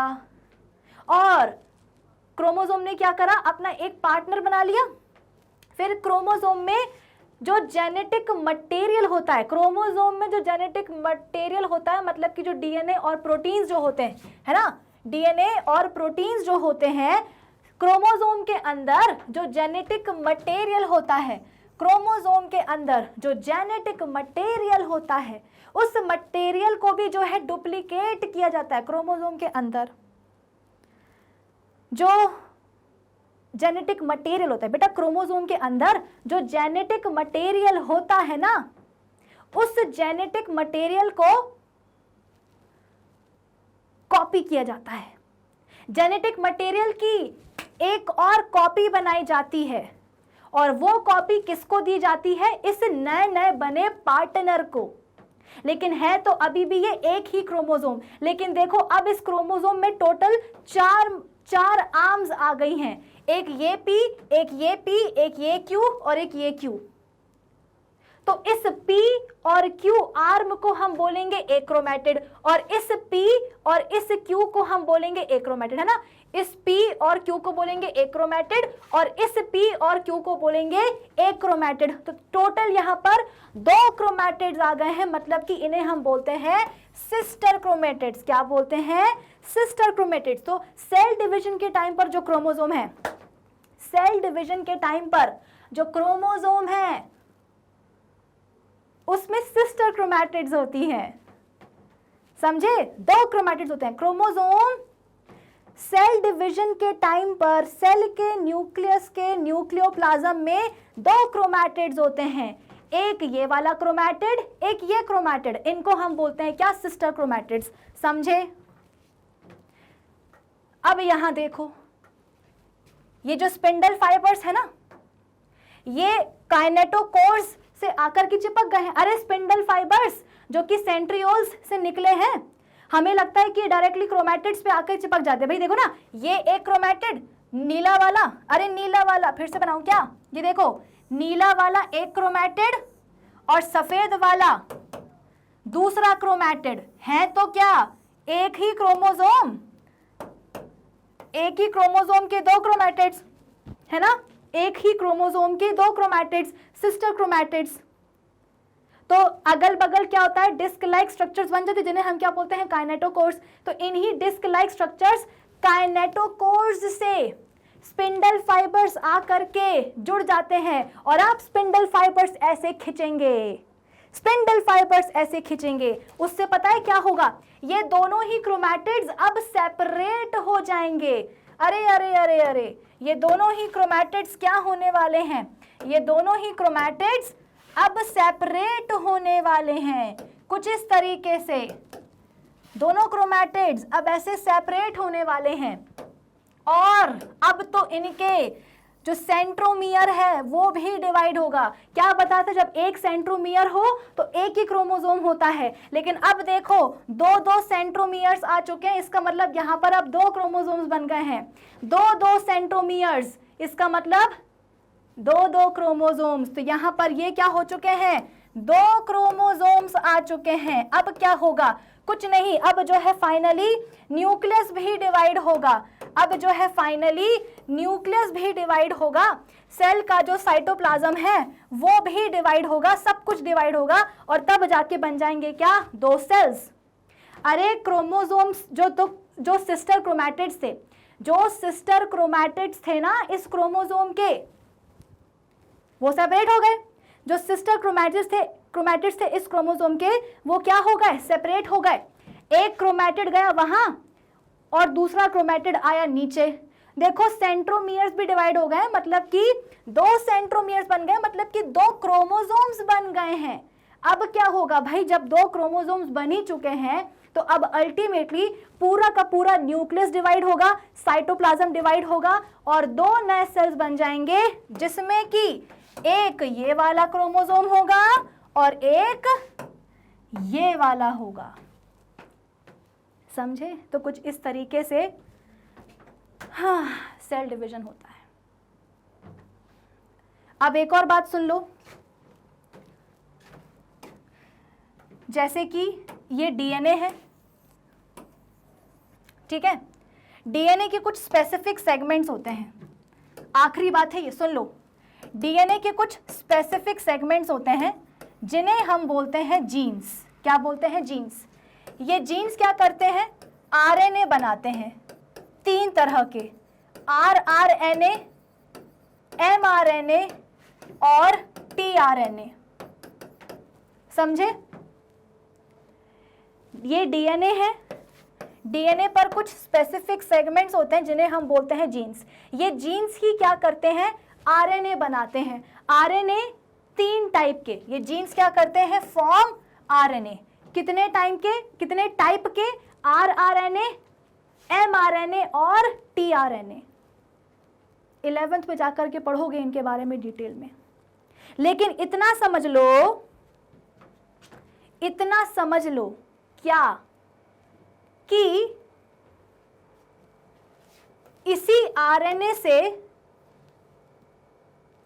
कौन सा आरएनए, ये आरआरएनए, इससे बनने वाले हैं राइबोसोम्स। ये सब कहाँ हो रहा है, ये सब हो रहा है न्यूक्लियस के अंदर। ये सब कहाँ हो रहा है, न्यूक्लियस के अंदर हो रहा है। कि भाई न्यूक्लियस के अंदर जो जेनेटिक मटेरियल है डीएनए के कुछ स्पेसिफिक सेगमेंट्स है जिन्हें हम बोलते हैं जीन्स। जीन्स क्या करते हैं, आरएनए बनाते हैं तीन तरह के, आरएनए, आरआरएनए, एमआरएनए और टीआरएनए। ये जो आरआरएनए है, ये जो आरआरएनए है, ये क्या करते हैं, ये आरआरएनए राइबोसोम्स बनाते हैं। ये आरआरएनए राइबोसोम्स बनाते हैं। कैसे? तो ये जो, जैसे कि सपोज ये एक आरआरएनए है, ये ना ऐसे सिकुड़ जाता है, ये आरआरएनए ऐसे सिकुड़ जाता है, ठीक है, और साइटोप्लाज्म से कुछ प्रोटीन चले आते हैं। साइटोप्लाज्म से कुछ प्रोटीन्स चले आते हैं मुंह उठा करके, और प्रोटीन्स यहां पर आकर के जुड़ जाते हैं। तो ये जो स्ट्रक्चर बना है, इसी को हम क्या बोलते हैं, इसी को हम बोलते हैं क्या, राइबोसोम। क्या बोलते हैं, राइबोसोम। की आरआरएनए जो है कुछ इस तरीके से सिकुड़ गया है और साइटोप्लाज्म से कुछ प्रोटीन्स आ गए हैं कहाँ, न्यूक्लियस के अंदर। कैसे आए हैं, तो न्यूक्लियोपोर के थ्रू आए हैं ना, न्यूक्लियर पोर्स के थ्रू आए हैं। तो इसीलिए कहा था कि भाई न्यूक्लियस और साइटोप्लाज्म के बीच में सब्सटेंसेस का आना जाना चलना चाहिए, ये नहीं कि कंप्लीटली जो है आइसोलेट ही कर दिया, ठीक है ना। तो न्यूक्लियर पोर्स से क्या हुआ है, साइटोप्लाज्म से कुछ प्रोटीन्स आए हैं जो कि इस आरआरएनए के ऊपर चिपक गए हैं, तो इनको हम क्या बोलेंगे, अब राइबोसोम बोलेंगे। अब राइबोसोम बन तो गया है कहाँ, न्यूक्लियस के अंदर। राइबोसोम्स बन तो गए हैं न्यूक्लियस के अंदर, लेकिन अब क्या होगा, ये राइबोसोम्स जो है मुंह उठा करके बाहर आ जाएंगे कहाँ, साइटोप्लाज्म में। तो राइबोसोम कायदे से बन तो रहे हैं कहाँ, न्यूक्लियस के अंदर, लेकिन जैसे बने तो न्यूक्लियर पोर के थ्रू बाहर आ गए कहाँ, साइटोप्लाज्म में।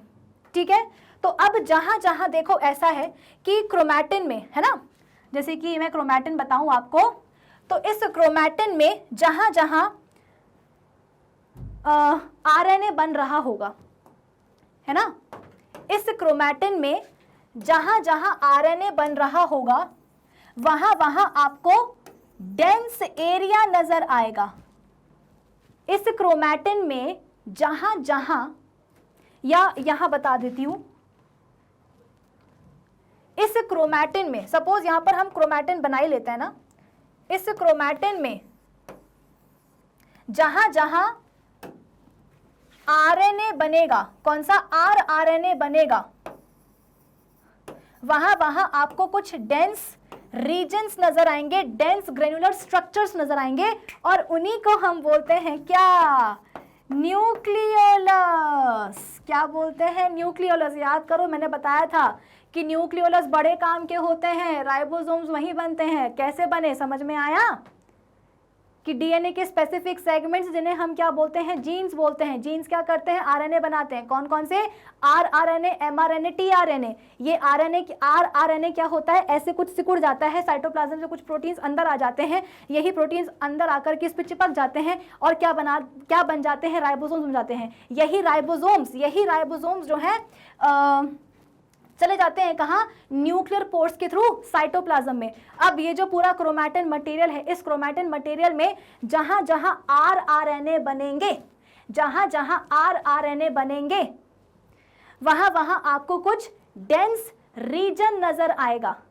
बेसिकली आरआरएनए ही तो क्या कर रहे हैं, राइबोसोम्स बना रहे हैं ना, आरआरएनए ही तो राइबोसोम्स बना रहे हैं। तो क्रोमैटिन मटेरियल में जहां जहां आरआरएनए बनेंगे, जहां जहां राइबोसोम्स बनेंगे, वहां वहां आपको कुछ डेंस रीजन्स नजर आएंगे, डेंस ग्रेनुलर स्ट्रक्चर्स नजर आएंगे, जिन्हें हम क्या बोलते हैं, न्यूक्लियोलस। बस इतना ही पढ़ाना था। अब एक काम करते हैं, रीड कर लेते हैं फटाफट से। The nucleus is the most conspicuous and the largest organelle of a eukaryotic cell. In animal cells, it is generally centrally located. However, in the plant cells, it is pushed to the side due to the presence of a large cell vacuole, central vacuole. Nucleus में जो है hereditary material होते हैं for regulating cell activities as well as for the transfer to the next generation. हम बोलते हैं ना कि यार हमारे बाल ऐसे कर्ली हैं, हमारे बाल ऐसे स्ट्रेट हैं, क्यों? सपोज मम्मी के बाल कर्ली हैं, तो मम्मी की बॉडी में कर्ली बालों के जीन्स हैं, वही जीन्स क्या होते हैं, हम में आ जाते हैं, तो हमारे बाल भी कर्ली हो जाते हैं। तो ये जीन्स का ट्रांसफर कहाँ से हो रहा है भाई, जीन्स कहाँ मिल रहा है, न्यूक्लियस में ही तो मिल रहा है। तो फिर इसलिए जीन्स को हम क्या बोलते हैं, हेरिडिटरी यूनिट्स बोलते हैं, जो कि एक जनरेशन से दूसरे जनरेशन में ट्रांसफर होती हैं। Prokaryotic cells do not have an organized nucleus with a nuclear. अच्छा, प्रोकैरियोटिक सेल्स में तो वेल डेवलप्ड न्यूक्लियस कहाँ होता है ना, उनमें न्यूक्लियर एनवेलप नहीं होता है। They have a nucleoid which is highly folded circular DNA molecule without membrane. तो भाई प्रोकैरियोटिक सेल्स में तो वेल डेवलप्ड न्यूक्लियस होता ही नहीं है, वेल डिफाइंड न्यूक्लियस होता ही नहीं है, एनवेलप है ही नहीं, न्यूक्लियोइड है उनके पास। देखो ये प्लांट सेल है, इनमें जो न्यूक्लियस है वो साइड में शिफ्ट हुआ है, और ये एनिमल सेल है जिसमें कि बीचों बीच बैठा हुआ है क्या, न्यूक्लियस। ठीक है ना, बीच में आपको ये सेंट्रल वैक्यूल नजर आएगा, इसके कारण न्यूक्लियस जो है साइड में शिफ्ट हो गया है। Composition of nucleus, chemically the nucleus is composed of about 80% protein, 12% DNA, 5% RNA, है ना। तो डीएनए से ही क्या होता है, आरएनए भी बनता है। ये सब बातें हम कर चुके हैं। Okay, nuclear envelope, nucleus is bounded by 2 nuclear membranes together referred to as nuclear envelope. Nuclear membranes are designated as outer membrane or inner membrane. These enclose a fluid filled space in between called intermembrane space या perinuclear space. तो basically जो perinuclear space होता है ना membranes के बीच में, उसमें fluid भी भरा होता है. Each membrane resembles the cell membrane in structure. The nuclear envelope separates the nuclear contents from the cytoplasm, जैसे कि मैंने आपको बताया था. It is perforated by numerous minute circular nuclear pores for the movement of materials in and out of the nucleus. तो nuclear pores होते हैं, ये भी मैं आपको बता चुकी हूँ. देखो ये nuclear pore, ये क्या है? डेंस रीजन जो आपको नजर आ रहा है, इसको हम बोलते हैं क्या? न्यूक्लियोलस. ये जो थ्रेड लाइक नेटवर्क आपको दिख रहा है, ये क्या है? क्रोमैटिन, है ना. और देखो ये जो आपको मैट्रिक्स नजर आ रहा है, इसको हम क्या बोलेंगे? न्यूक्लियोप्लाज्म. ठीक है, चलो. Nuclear shape. It is clear non-staining fluid material present in the nucleus, also termed as nucleoplasm. It contains raw materials, enzymes, proteins and metal ions for the synthesis of nucleic acids, DNA and RNA and some ribosomal subunits. Chromatin material. अरे क्या हुआ? Chromatin material. It occurs in a non-dividing nucleus, मतलब कि जब cell divide नहीं कर रहा है, नॉन डिवाइडिंग स्टेज में है, तो उस समय जो है क्रोमैटिन मटेरियल मिलता है as a fine filaments termed as chromatin fibers. These fibers lie crisscross and give the appearance of a diffuse network. Chromatin fibers are in fact generally extended chromosomes, कि अगर आपने क्रोमोसोम को खींच दिया ना पकड़ के, तो आपको क्रोमैटिन ही मिलेगा. 2 or more thick ribbon like chromosomes appear at the time of cell division due to the condensation of chromatin materials. These are made up of DNA and proteins. The DNA possesses all the necessary information for the cell to the function, grow and divide properly. The specific segments of DNA are termed as genes. These are the hereditary units. जैसे कि आपने देखा कि किस तरीके से एक cell का जो डीएनए है वो डॉटर सेल्स में जो है ट्रांसफर होता है. तो जाहिर सी बात है डीएनए के ऊपर ही तो होते हैं स्पेसिफिक सेगमेंट जीन्स. तो एक सेल से जो जीन्स हैं वो दूसरे सेल्स में भी जाएंगे, डॉटर सेल्स में भी जाएंगे, है ना. तो पेरेंट सेल के पास जीन है, वही जीन डॉटर सेल के पास भी जाएगा. तो पेरेंट सेल में अगर वो जीन आंखों का कलर ब्लैक कर रहा होगा, तो डॉटर सेल में वही जीन जाएगा और डॉटर सेल में भी जाकर के वो जीन क्या करेगा? डॉटर में भी आंखों का कलर ब्लैक कर देगा. ठीक है. तो यहाँ पे न्यूक्लियस का कॉम्पोजिशन देखो बताया जा रहा है कि किस तरीके से. देखो ये एक क्रोमैटिड है, ये क्रोमैटिड है, ये क्या है? सेंट्रोमियर है. किस तरीके से देखो अंदर जो है क्रोमैटिन मटेरियल कंडेंस्ड है. देखो पूरा क्रोमैटिन मटेरियल जो है कंडेंस्ड है. ये देखो ये क्या है? This is DNA. ये क्या है? हिस्टोन, है ना. ये हरा हरा क्या है?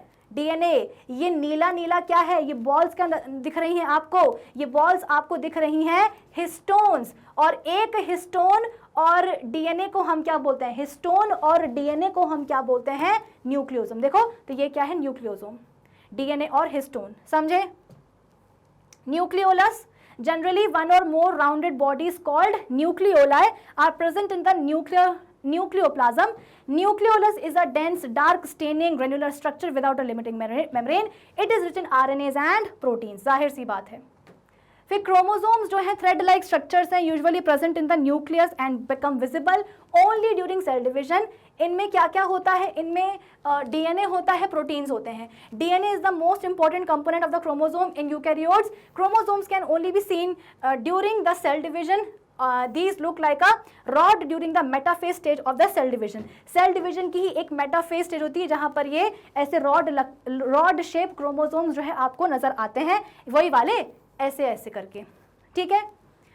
Chromosome. Each chromosome consist of 2 arms called chromatids which lie side by side along there length. अब आप बोलोगे कि मैम अगर एक क्रोमोसोम ऐसे होता है लेकिन अधिकतर बुक्स में जो है हमको इस क्रोमोसोम के बारे में दिया रहता है, ऐसा क्यों? बेटा क्रोमोसोम ऐसा नजर ही तब आता है ना जब सेल डिवीजन का समय आया हो. तो क्रोमोसोम के बारे में आपको ऐसा इसलिए दे रहता है क्योंकि ये क्रोमोसोम सेल डिवीजन के ही स्टेज में देखने को मिलेगा. नॉन डिवाइडिंग स्टेज में तो हमें क्रोमैटिन दिखता है, वो तो जब डिवीजन का समय आता है तो ही तो ऐसे क्रोमोसोम दिखता है ना. इसीलिए किताबों में इसके बारे में दिया रहता है. देखो यहाँ पे भी लिखा हुआ है कि क्रोमैटिड्स जो कि साइड बाय साइड जो है ना प्रेजेंट होती हैं. The 2 chromatids of a chromosome are attached at a point called primary constriction, जिसको हम क्या बोलते हैं? सेंट्रोमियर. ये क्या होगा? Centromere. Okay, now a chromosome may have either equal arms या unequal arms. This depends upon the position of centromere. Centromere कहाँ है उसके हिसाब से क्रोमोसोम की जो आर्म्स हैं वो अलग अलग लेंथ की हो सकती हैं, ठीक है ना. Therefore, depending upon the position of centromere, chromosomes होते हैं 4 टाइप के: मेटासेंट्रिक, सब मेटासेंट्रिक, एक्रोसेंट्रिक और टीलोसेंट्रिक. देखो मेटासेंट्रिक में क्या होता है, मेटासेंट्रिक में आप बोल सकते हो कि जो सेंट्रोमियर है ना वो कई हद तक बीच में ही होता है. तो दोनों ही आर्म्स, ये एक पी आर्म, ये एक क्यू आर्म, ये कैसी होती है, देखो ये है, अच्छा ये है मेटासेंट्रिक. देखो इसमें जो सेंट्रोमियर है, अरे जो सेंट्रोमियर है ना वो ऑलमोस्ट कहाँ होता है, बीच में ही होता है, जिसके कारण जो पी आर्म है और जो क्यू आर्म है वो ऑलमोस्ट क्या होती है, बराबर होती हैं. The chromosome in which centromere is near the middle, जो दो आर्म्स हैं वो ऑलमोस्ट बराबर हो जाती है लेंथ में, it is called metacentric chromosome. फिर हम बात करते हैं सब मेटासेंट्रिक क्रोमोसोम की. The chromosome in which the centromere is slightly away from the middle point. मतलब आप ये समझ लीजिए कि मेटासेंट्रिक में जो सेंट्रोमियर है वो ऑलमोस्ट मिडिल पॉइंट पे ही रहता है, जिसके कारण P और Q आर्म्स कैसी होती है, ऑलमोस्ट लेंथ में बराबर होती हैं. सब मेटासेंट्रिक में क्या होगा, सब मेटासेंट्रिक में आप देख सकते हो कि किस तरीके से जो सेंट्रोमियर है वो मिडिल पॉइंट से थोड़ा सा दूर चला जाता है ऊपर की तरफ, है ना. मिडिल पॉइंट से जो सेंट्रोमियर है वो थोड़ा सा दूर चला जाता है ऊपर की तरफ, जिसके कारण P आर्म छोटी हो जाती है, Q आर्म लंबी हो जाती है. समझे. तो the chromosome in which the centromere is slightly away from the middle point and consequently its one arm is slightly short and the other arm is slightly long. इसे हम बोलते हैं सब मेटासेंट्रिक. फिर इसके बाद में एक आता है क्या, एक्रोसेंट्रिक. एक्रोसेंट्रिक में क्या होता है कि सेंट्रोमियर और ज्यादा जो है मिडिल पॉइंट से दूर चला जाता है, जिसके कारण P आर्म काफी छोटी हो जाती है और Q आर्म काफी लंबी हो जाती है. तो देखो the chromosome in which the centromere is near the and, almost हम बोलते हैं कि सेंट्रोमियर मतलब सेंट्रोमियर मिडिल पॉइंट से तो बहुत दूर जा चुका है, ऑलमोस्ट कहाँ है, एंड के पास में है. कॉन्सिक्वेंटली वन आर्म बहुत शॉर्ट हो जाती है और वन आर्म वेरी लॉन्ग हो जाती है. इसको हम बोलते हैं एक्रोसेंट्रिक क्रोमोसोम. लास्ट है टीलोसेंट्रिक, जिसमें कि जो सेंट्रोमियर है वो भैया क्रोमोसोम की जो है ना टिप पर ही पहुंच जाता है. ये देख लो, जो सेंट्रोमियर है वो तो क्रोमोसोम की टिप पर ही पहुंच गया. लो बेटा, इससे क्या होगा, and the arms are on the one side only. Arms जो है वो केवल एक ही साइड में आ गई हैं. देखो आर्म्स जो है वो एक ही साइड में आ गई हैं. अब तो बचा ही क्या, एंड पर ही पहुंच गया है, टिप पर ही पहुंच गया है सेंट्रोमियर क्रोमोसोम के. तो आर्म्स जो है वो एक ही साइड में आ जाती हैं. तो इसे हम बोलते हैं क्या, टीलोसेंट्रिक क्रोमोसोम. तो मेटासेंट्रिक में क्या होता है, सेंट्रोमियर ऑलमोस्ट जो है मिडिल पॉइंट पे होता है, तो जो वो है ना आर्म्स वो बराबर होती हैं ऑलमोस्ट लेंथ में. सब मेटासेंट्रिक में क्या होता है कि थोड़ा सा मिडिल पॉइंट से दूर चला जाता है, तो जो P आर्म है वो छोटी हो जाती है, Q आर्म लंबी हो जाती है. फिर इसके बाद में एक्रोसेंट्रिक में क्या होता है कि जो सेंट्रोमियर है वो ऑलमोस्ट जो है एंड के पास पहुंच जाता है क्रोमोसोम के, तो P आर्म बहुत छोटी हो जाएगी, Q आर्म बहुत लंबी हो जाएगी. टीलोसेंट्रिक में तो भैया टिप पर पहुंच गया, तो जो आर्म्स हैं वो एक ही साइड में आ जाती हैं, तो इसे हम बोलते हैं क्या, टीलोसेंट्रिक. फंक्शंस तो आपको पता ही होंगे कि it controls all the metabolic activities of the cell. ये आगे आगे जैसे जैसे हम बढ़ते जाएंगे ना अपने चैप्टर में आपको समझ में आता जाएगा. It brings about the growth of the cell by directing the synthesis of the structural proteins. देखो ऐसा है कि ये जो फंक्शंस है ना न्यूक्लियस के, ये आपको धीरे धीरे पता चलेंगे जब हम बाकी के सेल ऑर्गेनल्स पढ़ेंगे, और सेल ऑर्गेनल्स का रिलेशन क्या होता है न्यूक्लियस से वो आपको पता चलेगा. तो जितना पढ़ाना था न्यूक्लियस में आपके सिलेबस में है, जितना आपके लिए ज़रूरी है सब पढ़ा दिया. अब हम मिलेंगे अपने अगले सेशन में. Till then keep learning with Magnet Brains. Thank you for watching.